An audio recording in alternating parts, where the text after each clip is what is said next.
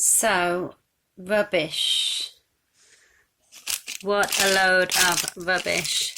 So this is just some of my rubbish. So there's things that can't be recycled, like crisp packets, plastic that bread comes in. Why does bread come in plastic? It doesn't need to come in plastic. Food waste, well, I suppose you could have a compost heap for that, but we don't. But yeah, it's just the amount of rubbish that we create is shocking. And where's it all going to go? Yes, Amber. She agrees. Where are you? Come and join in then. You just want to join in. She's totally taking over, aren't you? You want to take over all the time, don't you? Every video I do. It's because you don't know who I'm talking to. Come here, Amber. Come and eat your food.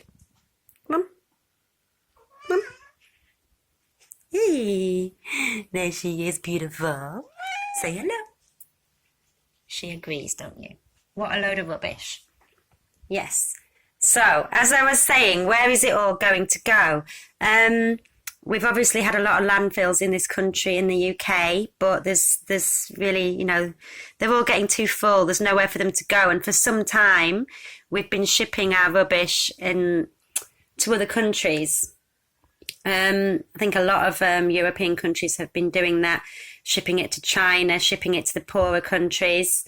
And I read recently that there was a big, huge boat full of rubbish that they returned, these countries, Malaysia and China and places and Philippines, they returned it all. And I thought, good for them. Why should they be taking all of our rubbish, Why should they have to deal with it? And obviously it was for money, but, there's obviously some rules. They've kind of just made a decision that no, enough is enough. They can't just keep taking our rubbish. And obviously what we need to work towards is not having this amount of rubbish, because there's nowhere for it to all go. And I include like the recycling in that as well, because as I've said before with the plastic recycling, a lot of it doesn't really get recycled. It gets shipped to these poorer countries where they burn it. And there's evidence to show that, people have been getting ill from them burning all this plastic, And it's just not right. And I'm pleased that they're not accepting it anymore. But that leaves us with a huge problem, doesn't it? And the clear solution really is to just not create it in the first place. So we need to have less packaging, or even no packaging, or if we're going to have packaging, it has to be biodegradable. It has to be, something that is not going to last for however many years, hundreds of years, some of it. So what a load of rubbish, basically. I'm talking. I do talk a lot of rubbish. I can rabbit on for hours. I used to get in trouble at school for talking too much.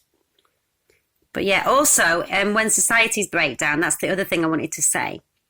When societies break down, I remember seeing a video of somewhere, I don't know if it was like Yemen or somewhere like that, but somewhere in the Middle East, and they're one of the main things they were complaining about. They're having riots on the street because of all the rubbish, because the rubbish lorries weren't coming round. So when societies break down, that's usually one of the first things that people start to get angry about, because where does the rubbish go? They can't just have it on the streets and it starts to overflow.